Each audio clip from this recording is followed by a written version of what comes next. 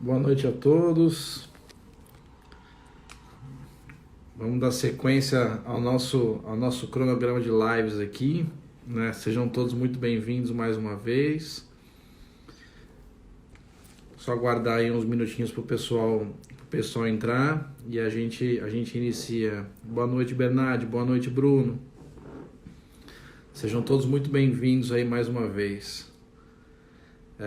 Hoje nós vamos ter uma live dando sequência, né, ao nosso programa de lives aqui. Nós já tivemos 2 lives com os nossos médicos do clube, né, com o Marcel e com o Dr. Jorge Merosso. Ontem também o nosso gerente geral Marcelo Lima fez uma excelente live, né, com o pessoal da CBF Academy, com o Maurício. Foi muito legal também, com muito conteúdo bacana. E hoje a gente recebe, né, gentilmente a doutora Mara Rúbia, que é uma grande pneumologista do Rio Grande do Sul e gentilmente aceitou o nosso convite para a gente conversar um pouquinho sobre algumas atualizações importantes ao coronavírus, num formato um pouco diferente. Eu vou convidá-la aqui e a nós aqui. Fico muito feliz que o pessoal está entrando, né? Matheus Cândido, o Rudy Jackson também. Boa noite, doutora Mara, tudo bem? Oi, Rodrigo, boa noite, tudo jóia? Boa noite, seja muito bem-vinda aqui ao nosso ciclo, se é que a gente pode chamar assim, um ciclo do conhecimento, um ciclo da informação aqui do Desportivo Brasil.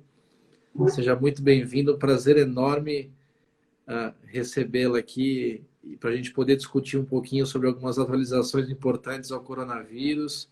Então, mais uma vez, né, não só eu que estou aqui, né, como um simples interlocutor, né, mas especialmente como todo o Desportivo Brasil, agradeço de coração o seu aceite do nosso convite. Seja muito bem-vindo, muito obrigado mais uma vez. Eu que agradeço, vai ser uma oportunidade de aprender com vocês.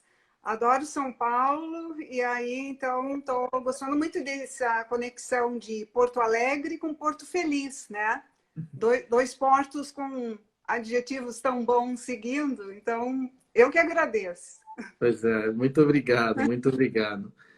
O pessoal tá entrando aqui e eu vou aproveitar para fazer uma breve introdução aqui, né, da doutora Mara.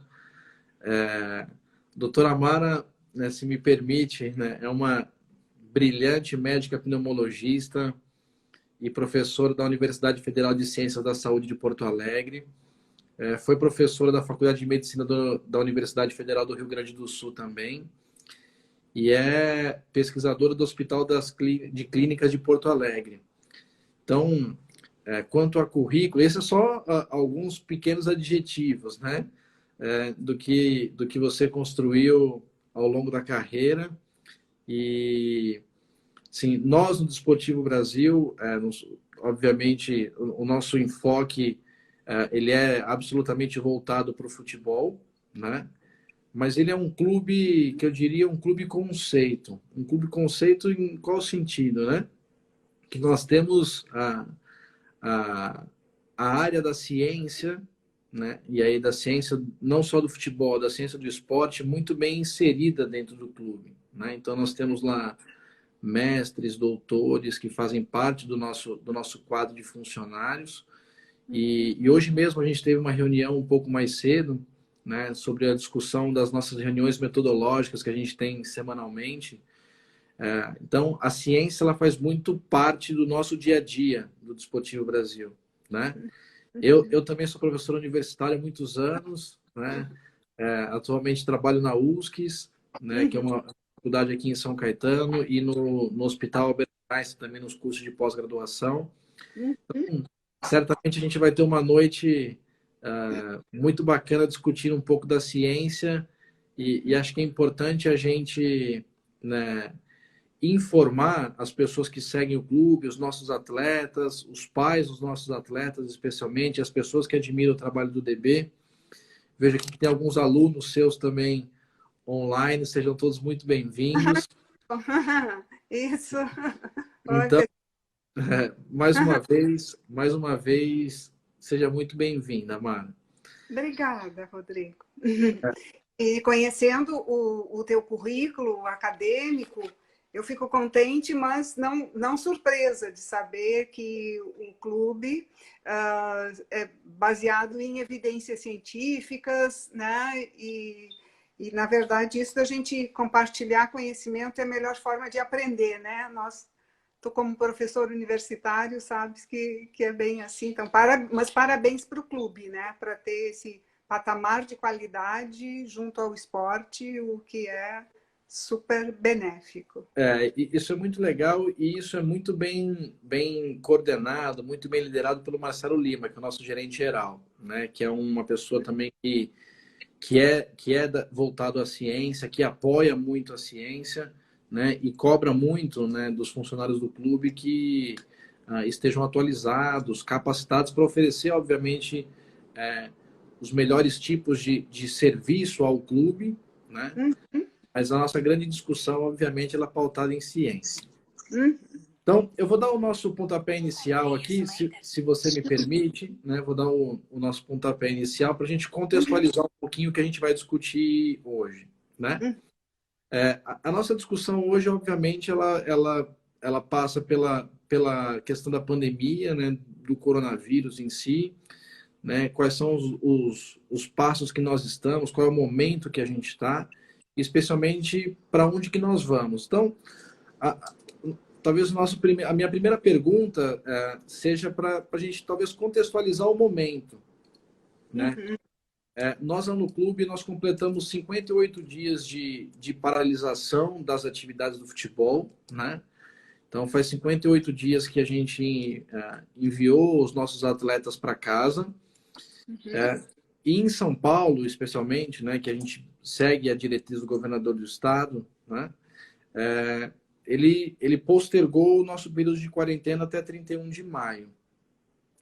A gente também tem já estabelecido o sistema de lockdown em algumas cidades, né, como Fortaleza, Niterói e por aí vai.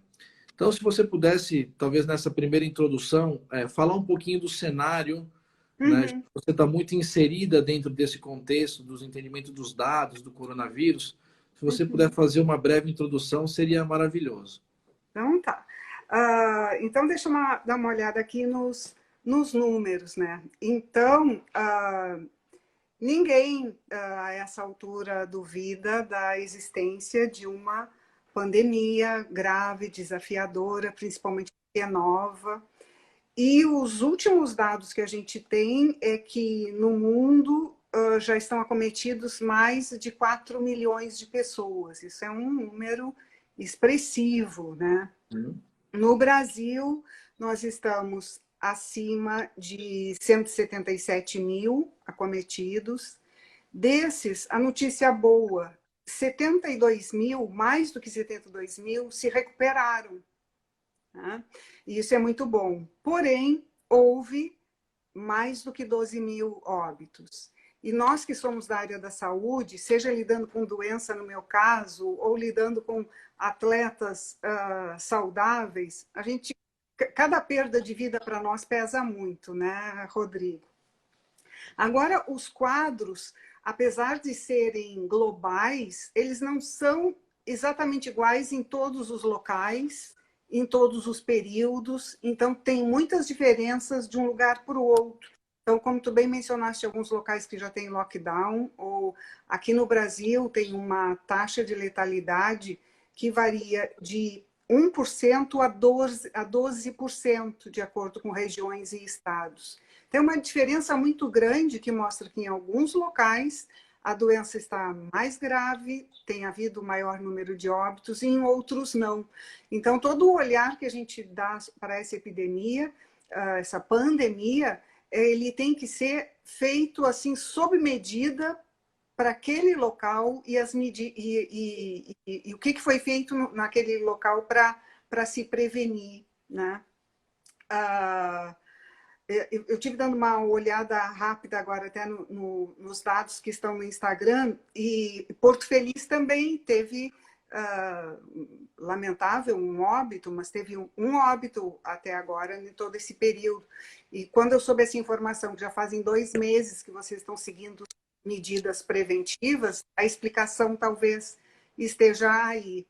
Porque o que acontece? O coronavírus é um vírus que já existe há muito tempo, que tem tipos que causam resfriados, mas em 2002 teve um outro coronavírus mais agressivo que causou a primeira pandemia de SARS. Depois, em 2012, teve uma outra epidemia chamada MERS, por um outro coronavírus também bastante agressivo. Então, tem uma certa periodicidade em que ele volta a aparecer com uma característica mais grave, como foi agora. E quando isso acontece, ele é um vírus novo. Então, por que a pandemia e por que é global? Porque todo mundo agora só fala nisso. Porque ele é novo para todo mundo e a população do planeta todo não tinha imunidade para esse vírus. E até hoje nós não temos um tratamento específico contra o vírus. Por exemplo, para a gripe, para a influenza, a gente tem antivirais que combatem o vírus da influenza. E também ainda não temos vacina. Então, a parte global é esta dos desafios todos. Tem um desafio, como é que a gente vai superar? Aí, o que a gente tem conversado muito é que nós podemos enxergar essa pandemia com dois grandes focos principais para gerenciamento. Um foco é as medidas preventivas a serem tomadas ou a continuarem a serem tomadas e os tratamentos para os sintomas. Mas para o sintoma não adianta. As pessoas que estão sobrevivendo, elas foram tratadas para a insuficiência respiratória que elas apresentaram, para o problema nos rins que elas apresentaram. Então, não foi direto no vírus e elas ficaram curadas, um número expressivo também, e superaram. Então, medidas de prevenção e medidas de tratamento sintomático. E o outro grande foco que a gente deve ter é o momento em que essas medidas são feitas. Então, é muito importante o momento em que começa o isolamento, ou que começou, o momento em que são feitos todos os cuidados com a lavagem de mãos, com o uso de máscaras, porque tem que ser feito na hora certa. Se atrasar um pouco para fazer, já pode perder muito o resultado, e aí vai dar a diferença de um local para o outro. E o outro dado muito importante, o outro item muito importante, é o número de pessoas que seguem com disciplina aquelas orientações que a gente acredita que vão ajudar a superar a virose. Então, já que a gente está no ambiente que é do futebol, é como se esses dois focos fossem o pé e a bola. Não adianta ter o pé separado da bola, até onde eu entendo de futebol. Então, tem que juntar pé com bola para fazer gol. E o nosso gol é superar essa pandemia. Então, isso eu acho que é assim, um apanhado geral para a gente se situar. Porque apesar de tanto tempo já ter transcorrido, algumas pessoas ainda podem estar um pouco confusas. Até porque é tanta informação que não é fácil de assimilar tudo, né, Rodrigo? Acho que esse é um dos grandes desafios, né, Mara? Assim, e um dos grandes desafios é justamente entender onde que a gente busca essas informações de qualidade, né? Essas informações que são realmente confiáveis. Então, o clube, nesse sentido, ele, para vocês terem uma ideia, né? A gente discute coronavírus no Desportivo Brasil desde praticamente da primeira semana de janeiro. Maravilhoso. Então, quando o surto começou na China, nós já começamos a discutir coronavírus aqui, porque um dos grandes polos centrais do clube, se não o maior deles, é o intercâmbio chinês, né? Então a gente recebe muitos atletas chineses e é muito bom isso para nós, né? Então a nossa relação com a China ela é sempre muito boa nesse sentido. Então, quando isso começou, na primeira semana de janeiro, é até importante que as pessoas saibam disso, né? Nós já nos preocupávamos em como nós possivelmente receberíamos esses atletas chineses em segurança e como nós manteríamos os nossos atletas aqui do Brasil e os familiares também em segurança. Né? Teve até um comentário aqui, se vocês me permitem, eu vou buscar aqui, é do Paulinho Cariene, né, que ele diz que a gente realmente é preocupado não só com os atletas, mas com os familiares. Claro. E é isso mesmo. Né? Esse é um dos grandes compromissos do clube. E desde o início, quando nós começamos a discutir isso, né, nós fizemos várias ações desde clínica, né, com metodologias mais ativas, com os nossos atletas e funcionários de higienização da mão, como que se deveria higienizar a mão, né, como se deve usar máscara, palestra com infectologistas para combater fake news. Então, o clube, nesse sentido, ele se resguardou e tentou abastecer as pessoas envolvidas com muita informação de qualidade. E a ideia das lives é justamente a gente manter isso no formato que hoje é possível, né? Exato. Com as pessoas seguras e que ainda continuem recebendo updates, né? Informações relevantes nesse sentido. Então, a comunicação é um dos pontos vitais no combate dessa pandemia. Além de haver fake news, estão sendo utilizados muitos termos técnicos, né? Síndromes, taxa de letalidade. Isso entrou na casa das pessoas, assim, invadiu sem pedir licença. Então, às vezes, as pessoas com razão podem ficar confusas.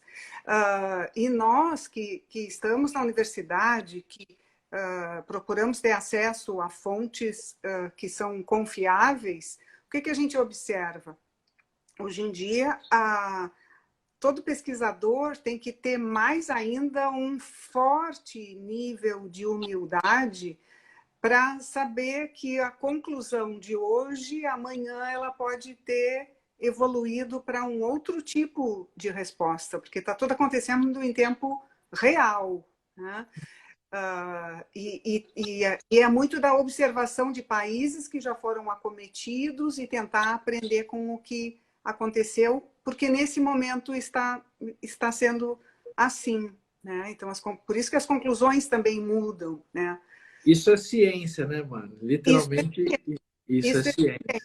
Isso é ciência. A conclusão de um trabalho científico, às vezes, deixa o pesquisador tão apaixonado pelo tema que estava trabalhando, que ele acredita ou expressa que acredita demais naquela conclusão, mas principalmente conclusões com pesquisas em seres humanos, porque pesquisas em seres humanos não é como uma pesquisa de laboratório, né? Por motivos éticos, uma série de critérios devem ser utilizados. Por exemplo, só para citar um exemplo bem prático, em pesquisas clínicas para um novo medicamento, mulheres grávidas não participarão, por motivos que a gente não precisa nem explicar, se é um medicamento, né? E às vezes o rigor é tanto que mulheres que possam ficar grávidas durante a participação na pesquisa já são excluídas.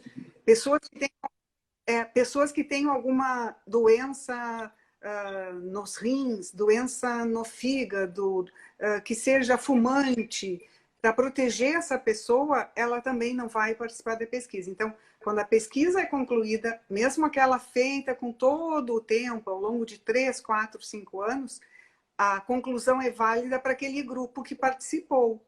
No mundo real, a gente tem que estar preparado para que novas informações surjam e como a gente falou, assim, as conclusões têm que vir sempre de mãos dadas com uma grande força de humildade. E agora, mais do que nunca, quando muitos dos trabalhos são de observação, não pode ter grupo controle.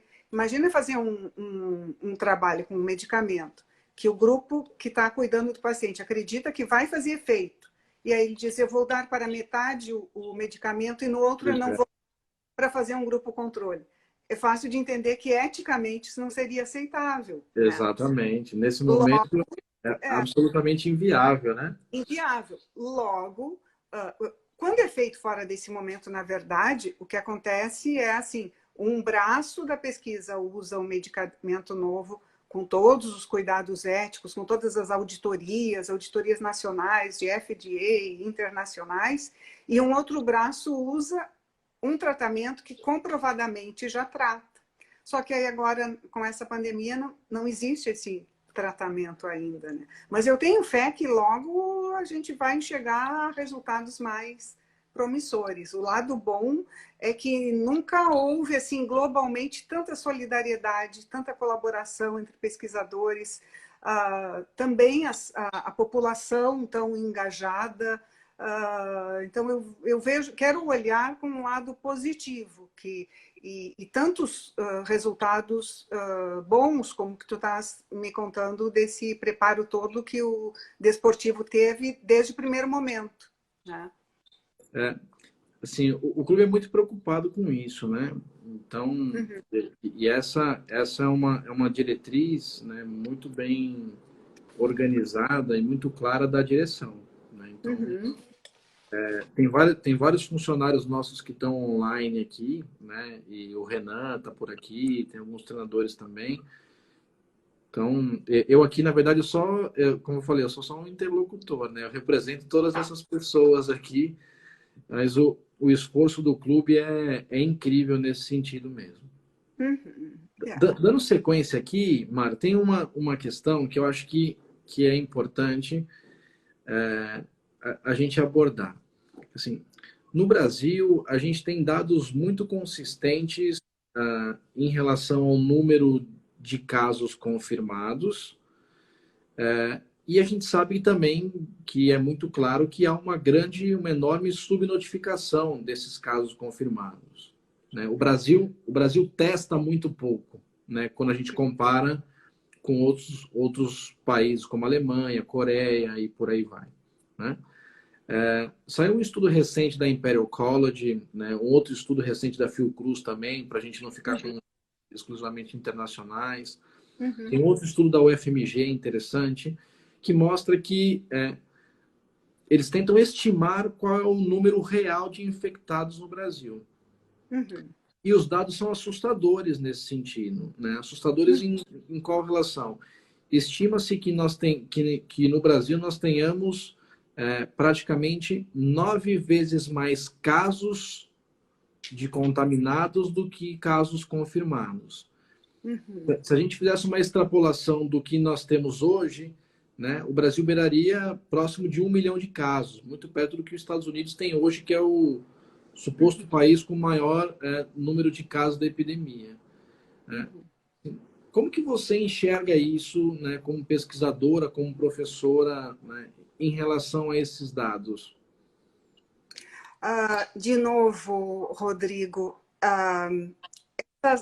essas, pegando o exemplo do nosso país, aqui no Rio Grande do Sul está sendo conduzida uma pesquisa com apoio do governo e de universidades, com a UFPEL, a UFIX, a URGS, várias universidades participando, fazendo testes rápidos, né, testes para pesquisa de anticorpos. E no Rio Grande do Sul, o número tem sido muito pequeno.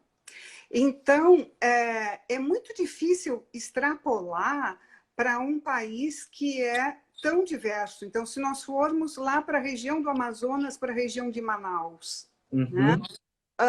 É claro que lá esse número vai saltar. E nunca é um fator isolado, é multifatorial. Mesmo dentro de São Paulo, Rio de Janeiro, os estados que estão com um número maior, também é difícil uniformizar, porque não existe um critério único. Nem os testes que estão sendo empregados são únicos, são vários testes diferentes. Os testes foram a própria acurácia do teste, eles foram aprovados pela Anvisa. Desde que começou a pandemia, para ter uma ideia, quase 200 testes foram submetidos à Anvisa para receberem aprovação e serem aplicados na população. E menos de um terço recebeu aprovação, preencheu os critérios necessários, mesmo que tenha havido uma certa... os critérios não têm sido tão rígidos como fora da pandemia. Então, é muito difícil fazer essa extrapolação, porque a pandemia é global, mas a gente tem que tratar assim, sob medida, porque cada lugar tem uma epidemiologia diferente e o que se tem certeza é que essa epidemiologia depende das medidas preventivas, do momento em que ela foi iniciada e do grau de adesão das pessoas. E é claro que da estrutura hospitalar para atender, da estrutura de moradia da população, enfim, uma série de outros fatores também.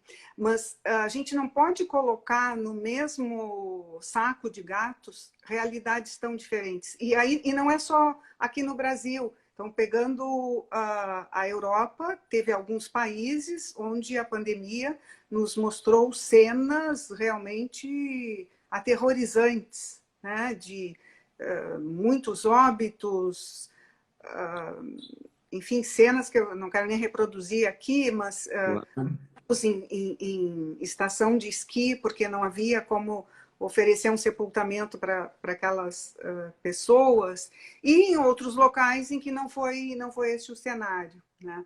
Nos Estados Unidos também, em Nova York, no Jersey, ali a realidade está muito, muito pesada, muito grave a pandemia, mas tem outras regiões onde não é essa realidade, inclusive na Califórnia já baixa muito, não só a frequência e prevalência, mas também a letalidade e o número de óbitos por 100 mil habitantes. Então, não dá para a gente colocar no mesmo saco e contabilizar tudo igualmente. A gente usa esses números, mas esses números em que lugar e por quê? E aí vai haver muitas diferenças. Por isso que também as medidas tomadas têm que ser feitas com muito bom senso, né? Com muito bom senso. Ainda ontem eu participava de uma outra conversa numa cidade do norte do nosso país, e são duas cidades vizinhas, duas cidades que têm IDHs baixos, que têm então, índices de vulnerabilidades importantes, mas numa estão sendo tomadas as medidas de isolamento, estão sendo lavadas as ruas, está sendo estimulado que a população lave muito as mãos, use máscaras, use álcool gel, tem uma relativa estrutura para as pessoas que adoeceram serem tratadas, e lá está muito bem controlada a pandemia. Ao lado, tem índices tão alarmantes quanto 50% de mortalidade. Então, nós temos essas realidades diferentes que a gente não pode sobrepor e falar no Brasil está assim, ou no mundo está assim. Tem que ir lá e fazer sob medida. Assim que eu vejo. Nesse sentido, o DB, o Esportivo Brasil, ele tem uma noção, né? O Brasil tem um tamanho, o país é continental, né? Uhum. E os nossos atletas estão espalhados pelo Brasil todo. E a gente realmente tem essa dificuldade, né, de entendimento e às vezes até mesmo de passar uma mensagem única, que a realidade em São Paulo é uma, né? No Rio Grande do Sul é outra, em Tocantins é outra. Então, a gente tem realidades diferentes, né? Exatamente. Uma coisa muito legal que o clube fez, nós tomamos medidas muito enérgicas no sentido de mapeamento, né, dos nossos atletas. Então, quando a Federação Paulista notificou, falou, olha, pode paralisar os campeonatos e liberar os atletas para casa, né? O pessoal da supervisão, da coordenação de futebol, o clube todo se mobilizou, na verdade, fez um mutirão e a gente mandou quase 150 atletas para casa em 24 horas, praticamente, né? Uhum. E nesse sentido, Mara, é importante que as pessoas saibam, né? Os nossos atletas, eles foram isso há quase 60 dias atrás, né? O que era uma coisa muito diferente ainda. Mas todos os nossos atletas, eles foram para casa com um roteiro do que eles deveriam fazer no sentido de cuidados, né? Como o uso do álcool gel. Eles receberam máscaras descartáveis, né? Os pais foram comunicados. A gente tem um questionário diário de controle de temperatura. Uhum. Antes dessa liberação dos atletas, as nossas reuniões internas já tinham sido canceladas, né, de receber pessoas externas do clube.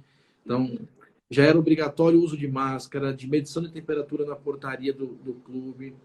Então, o clube, nesse sentido, ele se preocupou e se preocupa muito, né, com as pessoas, com os atletas e com os familiares. Uhum. E acho que uma das grandes discussões que nós temos é a questão do isolamento social, né? Uhum. Uhum. Como a gente já falou, né, o Brasil tem cenários diferentes, né, Uhum. em relação ao nível da pandemia, Uhum. e é até uma das grandes perguntas que o pessoal tem aqui sobre se a gente já atingiu o pico da curva ou não. Uhum. Acho que é muito relativo essa discussão, porque depende de para onde que a gente está falando, né? Uhum. Mas alguns dados que são interessantes a gente estabelecer, que talvez sustentem a discussão do ter isolamento ou não ter isolamento, é o reflexo do sistema de saúde, né? Então, por exemplo, no Amazonas, 96% dos leitos estão ocupados. No Ceará, 98%. Em São Luís, 100% dos leitos ocupados, dados oficiais, né? Uhum. Em São Paulo, o último dado de hoje, publicado às 5 horas da tarde, né, que 85%, para ser mais preciso, 85,7% dos leitos na cidade de São Paulo já estão sobrecarregados. Então, obviamente, o isolamento social passa por essa relação direta com o sistema de saúde. Você, como médico, especialista nesse sentido, né, o que você poderia falar para as pessoas, falar para a gente, né, da importância dessa medida? Bom, eu gostaria, Rodrigo, de dar uma visão geral do que é a doença, né, e quais as medidas que devem ser tomadas. Claro. Porque tu reforças o que eu estava dizendo, que cada local tem uma realidade e a gente tem que olhar ou os números absolutos ou os números relativos, né? Então, qual é o número de hospitais que tem na região norte? Qual é o número de hospitais com UTIs e UTIs com ventiladores, né? Então, cada coisa tem que ser analisada, assim como eu costumo ensinar para os meus alunos quando se faz uma anamnese de um paciente. A gente tem que ir ao detalhe do que o paciente nos... Eu dou aulas de pneumologia, mas eu também sou professora de história clínica, de semiologia, né? E adoro. E aí o que eu ensino é que tem que ser vista a pessoa como um todo e depois perguntar para ela sobre sintomas neurológicos, sintomas respiratórios, sintomas digestivos. Mas eu sou pneumologista, por que perguntar para isso tudo? Porque não dá para pegar só um pedaço, não dá para pegar só os números. Os números podem, inclusive, serem usados tanto para um lado quanto para o outro. Os números obedecem quem está interpretando o que eles nos falam, não é? Uhum. Então, o que a gente tem é que ver o todo e o particular de cada pessoa. Então, as pessoas têm que estarem informadas que com as medidas que tem agora, com as medidas que estão sendo feitas agora, nos parece que conseguimos fazer o famoso achatamento da curva, mas isso o que significa? Um grande número de pessoas não entraram em contato ainda com este vírus que existe e que é capaz de, em 20% das pessoas acometidas, fazer com que elas tenham que ir para o hospital. E dessas pessoas que vão para o hospital, em torno de um quarto dessas pessoas vão para a UTI. E das que vão para a UTI, 50% não conseguem resistir à Covid-19. Então, a pergunta é, até agora nós fizemos todas essas medidas que o clube está de parabéns e teve assim a oportunidade, usou a oportunidade de num número reduzido de pessoas, numa cidade com um número reduzido de habitantes, fazer acontecer o que mesmo deveria ser feito. Agora, imagine implementar isto em São Paulo, que está a 100 quilômetros. Então, vamos levar esse mesmo desafio lá para São Paulo. Aí, imagine implementar no país inteiro. Fica bem mais complicado, mas é verdade, né? Aqui no Sul, nós estamos com dados que são bons, se é que a gente pode falar que os dados são bons diante de todo esse cenário. Bons relativamente. Mas por que é isso? É porque nós estamos um pouco mais isolados, porque a doença chegou aqui um pouco depois, chegando um pouco depois, quando iniciaram as nossas medidas, aí talvez coincida com o mesmo que aconteceu no Desportivo Brasil, quando iniciamos as medidas, estava num tempo em que ainda elas teriam efeito. A gente tem muitas hipóteses, mas não tem a resposta para definir. Eu acho que nesse momento, mais do que nunca, o que a gente tem é que não ficar nem muito apavorado, porque a doença pode ser grave, né? Nem muito otimista, porque os números estão bons. Porque a gente não tem nenhum teste que nos diga estão bons e vão ficar bons para sempre, vocês venceram a Covid-19, ou eles estão bons agora, mas pode haver um novo surto da infecção. Essa é a resposta que todos gostaríamos de ter e que no momento ela não existe em nenhum lugar do mundo. Por isso que as autoridades sanitárias têm tantos desafios para darem os protocolos a serem seguidos. Então, o que fazermos? Então, mas olha, a gente não sabe. Pode ser que a gente diminua o isolamento e tudo fique bem. Não, pode ser que a gente diminua o isolamento e voltem a aparecer mais casos e sejam mais graves. Então, dia a dia, a gente tem que atualizar o que está acontecendo, avaliar e ver como é que toca em frente, né? E o que é importante? Então, informar as pessoas o que elas vão sentir, o que essa doença dá, né? Então, em 80% dos casos, ela dá uma síndrome gripal, né, que pode ser um pouco mais forte, mas síndrome gripal também traz outras dúvidas, porque síndrome gripal também pode ser gripe mesmo, que agora está na época, né, está chegando a época da influenza, pode ser resfriado, né, pode ser resfriado,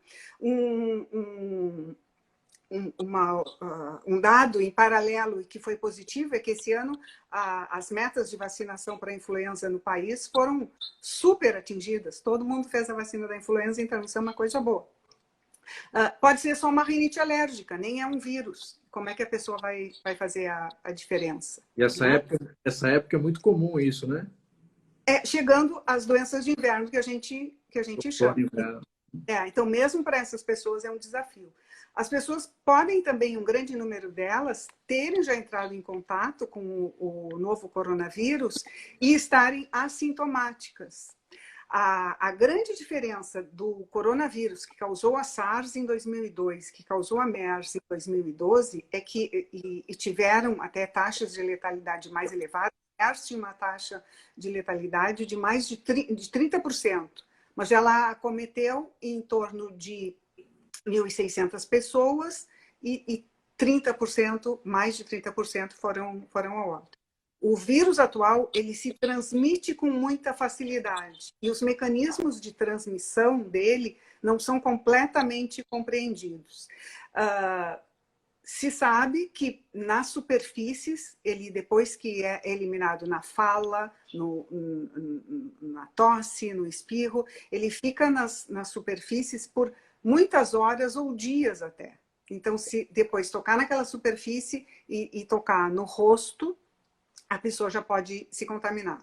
Porém, com tanta transmissibilidade, é possível que ele se transmita também como outras doenças, tipo a tuberculose, que é só no ar. Ele fica tanto tempo no ar e com partículas, pedacinhos do vírus tão pequenas, abaixo de 5 micra, que a pessoa, ao respirar, inale aquele vírus e se contamine.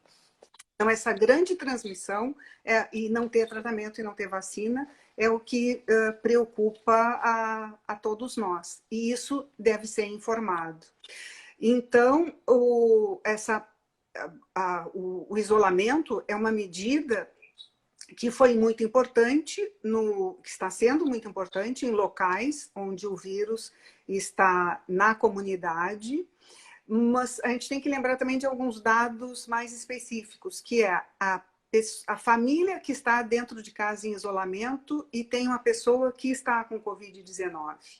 Como é que faz? Porque um dos locais onde mais as pessoas estão se contaminando mais é dentro de casa, com a família, que tem uma pessoa que adoeceu e aí ela vai transmitir. E aí são muitos detalhes. A lavagem de mãos é super importante, e isso vocês todos já sabem, mas eu gosto de brincar dizendo que todo mundo tem que fazer de conta que é cirurgião. Cirurgião a gente vê nos filmes, ou quem é cirurgião, enfim, lava bem as mãos, lava até os cotovelos, e depois de lavar as mãos, fica com os braços assim para frente, né? Não toca em mais nada. Então, agora a gente tem que ficar dentro de casa, principalmente se tiver alguém que está com o problema da Covid-19, procurando não tocar em nada. No outro dia, eu estava vendo uma entrevista de uma colega que é infectologista e ela foi no estúdio fazer, não foi assim que nem a nossa numa live. E aí eu observei que ela ficou com as mãozinhas em cima da bancada da entrevista e ela nunca tocou. Eu disse, tá, e uma infectologista, ela falava e as mãozinhas dela ficavam assim. Então, foi até engraçado, mas dava para entender a razão. Então a gente tem que, é melhor pecar pelo exagero. Sair na rua, voltou, tem que trocar de sapatos. Né? Máscaras, se tem uma pessoa que está doente dentro da casa, obviamente ela tem que usar a máscara e os outros familiares também, porque mesmo as pessoas já infectadas, no período em que estão assintomáticas, elas transmitem, inocentemente, sem saber, elas podem transmitir.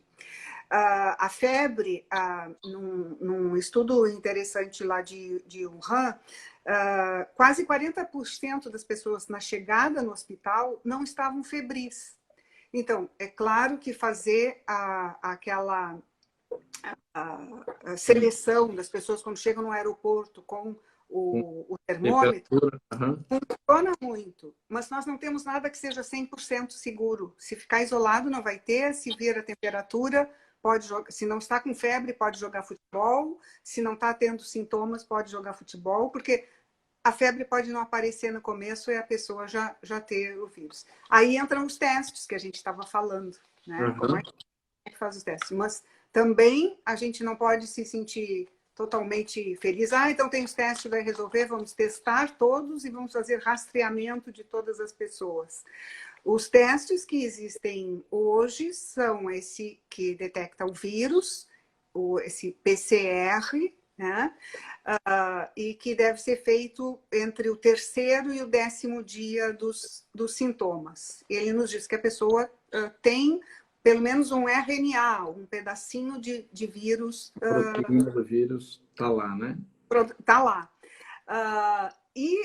Os outros testes, esses testes rápidos que agora estão sendo muito discutidos, então nos dariam uma ideia se a pessoa criou anticorpos para o novo coronavírus. Mas a informação que esse teste nos dá, se ele foi um teste bem feito, se ele é um teste que tem boa acurácia, porque a gente comentou que agora muitos testes estão sendo usados. Uhum. Ele vai só nos informar que a pessoa esteve em contato com o coronavírus. Mas não vai nos dizer se ela, num próximo contato, não vai mais ter a doença, não vai nos dizer se ela vai ficar imune e também nos informa se ela teve um contato anterior. Por isso, isolamento e as medidas preventivas, principalmente lavar as mãos e máscaras, entre outras, e o distanciamento entre uma pessoa e outra de 2 metros, pelo menos, continuam sendo necessários nesse. Uhum. Nesse sentido, até se você me permite, Mara, fazer um parênteses aqui, lá no clube a gente desenvolveu protocolos, né, estimando um possível retorno, né, que obviamente não tem data, porque isso depende, né, das grandes instituições do governo, né? Mas nós fizemos, nesse sentido, o clube ele não parou 100%. A gente não tem atleta lá, na verdade tem um atleta só, chinês, né? E a gente realizou 42 testes de PCR no clube, com todas as pessoas que estão trabalhando em sistema. A gente reduziu ao máximo e a gente está fazendo o número de funcionários, a gente reduziu, né? E a gente está fazendo um sistema meio híbrido, assim, meio presencial, meio home office. E desses 42 testes de PCR foram todos negativos, né? Então, foi uma situação importante falar para as pessoas, tem muito pai aqui, né? Para eles entenderem o nível de compromisso que o clube tem, né? O Andrés da Costa está até comentando aqui que a gente está olhando para os monitorados, e isso é sem dúvida, porque os monitorados fazem parte do clube para nós, então, nesse sentido, é importante tê-los aqui, né? E eu tenho uma pergunta também aqui, só na verdade um comentário, do Paulinho Canga, que foi que muitos atletas são de família humilde e são mais vulneráveis ao contágio. Assim, a gente tem olhado para isso também, né? Assim, o clube, por exemplo, ele distribuiu 50 cestas básicas na última semana para aquelas famílias menos favorecidas que têm vínculo com o clube, né? Justamente porque a gente sabe que a gente tem um problema de saúde pública e um problema econômico. E a gente nunca vai encontrar uma equação que resolva isso, né? Então, o clube também está atento a isso. Então, a gente tem discutido muito isso no clube, né? E, mais uma vez, enaltecer a coordenação e a gestão pelo lado humano, em se preocupar não só com futebol. A gente não se preocupa só com futebol, né? Pelo contrário, né? O nosso grande compromisso, obviamente, é formar bons jogadores, formar bons atletas, mas formar boas pessoas, formar um cidadão do bem que seja consciente, crítico, tenha criticidade, né? Que saiba interpretar e discutir as coisas da forma que as coisas devem ser feitas, né? É só um parênteses importante para a gente discutir. Nosso tempo passou voando, Mara. A gente tem um pouquinho mais de 5 minutos aqui. Eu só vou fazer um parênteses aqui. Tem muita gente mandando um abraço para você, falando que você é a melhor professora do mundo. O pessoal te admirando muito, né? Tem os familiares aqui também que estão online. Que legal. Meu pai está online, minha filha está dando um beijo. Eu vi o beijo da tua filha. Eu vi o beijo da tua filha. Esse é o espírito do clube, sabe? Que tem a família muito por perto. Então, dando sequência aqui, Mara, e eu já aproveito, assim, a gente tem pouco mais de 5, 6 minutos aqui, né? Para te agradecer mais uma vez, mas eu ainda vou finalizar a nossa discussão, né? E eu gostaria que você é super especialista no tratamento com os medicamentos, né? E houve recentemente né, uma grande polêmica sobre o uso de alguns medicamentos em relação ao tipo de tratamento. Então, se você pudesse fazer um resuminho rápido, né, do uso desses medicamentos como tratamento e, se puder, também um parênteses nessa relação do uso da máscara, da importância e da relação da máscara descartável com a máscara de tecido. Bom, vamos começar eu sou muito prática, então com a máscara que agora todo mundo tá usando. Uhum. Né? Bom, as máscaras, não existem pesquisas ainda garantindo que não possa o vírus passar na trama da máscara. Eu estou falando na máscara caseira. A máscara N95, que é usada nos hospitais, ou a máscara cirúrgica, é um outro tipo, né? Porém, a Unesco resolveu dar o seu aval para o uso de máscaras, se valendo de uma situação que é uma medida de precaução que ela toma diante de grandes desastres, acidentes, desastres naturais, ou agora essa pandemia.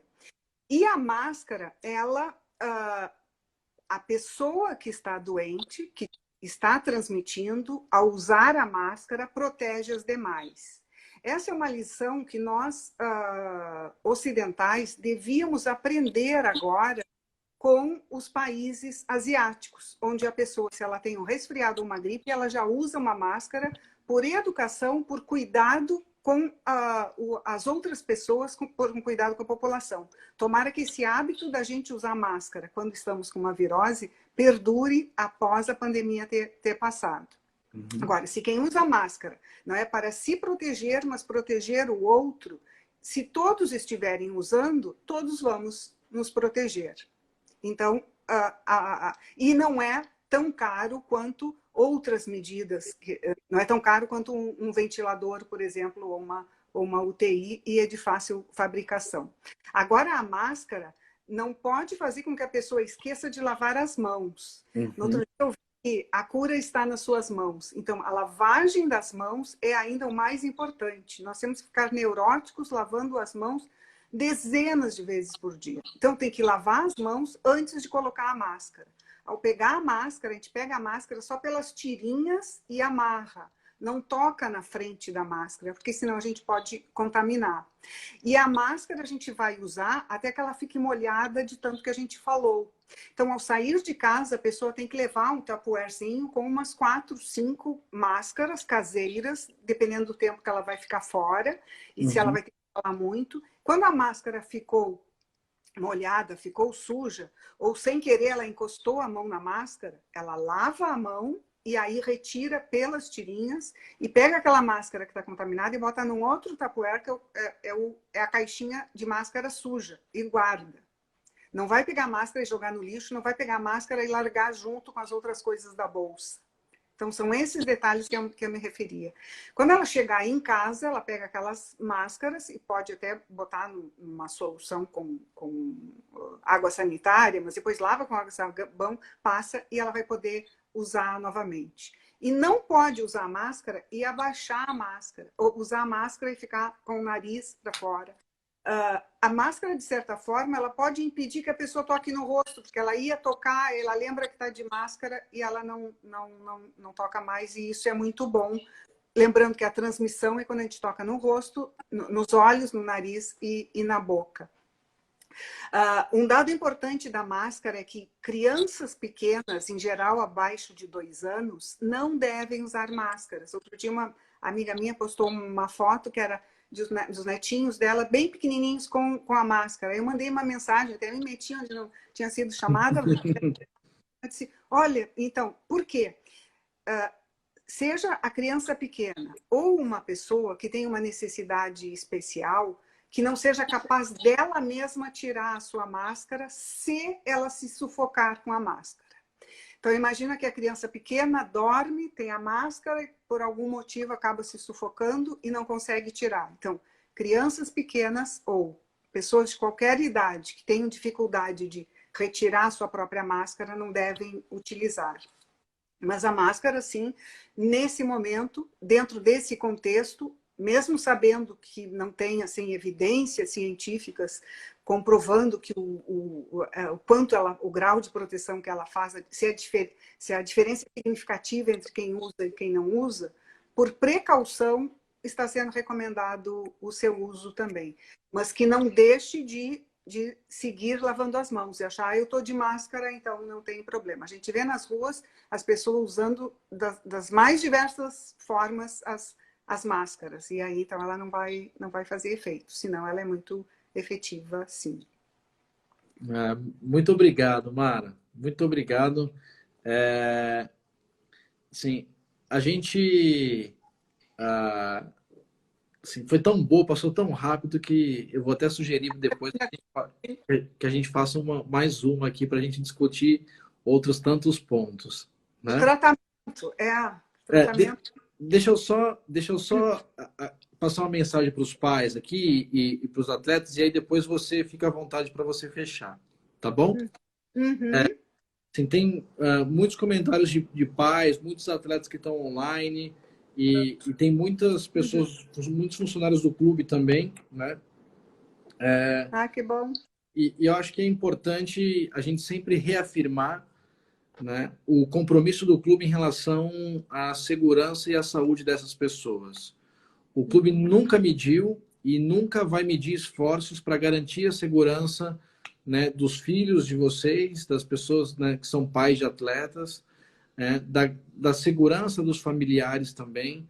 Então, a gente está tomando todas as medidas possíveis e a gente tem uma ideia, né, um lema que é segurança não combina com comodidade, e a gente sabe disso. Então, a gente não está preocupado em comodidade, a gente está preocupado em segurança, e é por isso que o clube tomou tantas medidas de precaução nesse sentido.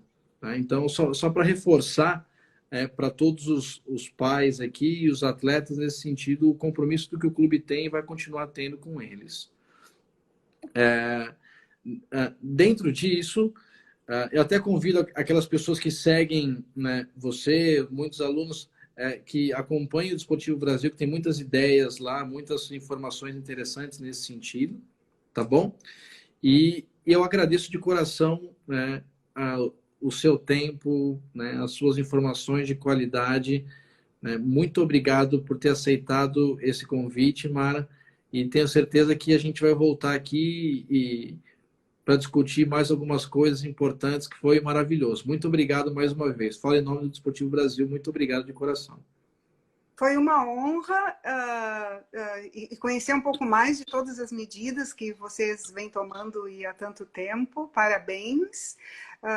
Eu continuo à disposição e agradeço também todo o pessoal que ficou nos acompanhando já a essa hora da noite. Muito obrigada ao Desportivo Brasil. Obrigada, Rodrigo. Para aquelas pessoas que chegaram depois, essa live vai ficar disponível lá no Instagram do Desportivo por 24 horas. Assistam lá, indiquem para as pessoas que a Mara deu um show aqui com muita informação de qualidade. Mara, mais uma vez, muito obrigado. Foi um prazer enorme. Igualmente, fico à disposição. Muito obrigado. Um beijo grande para vocês também. Beijo grande, boa semana para todo mundo aí. Um abraço. Obrigada. Abraço de Porto Alegre para Porto Feliz. Obrigado, Mara. Tchau, tchau.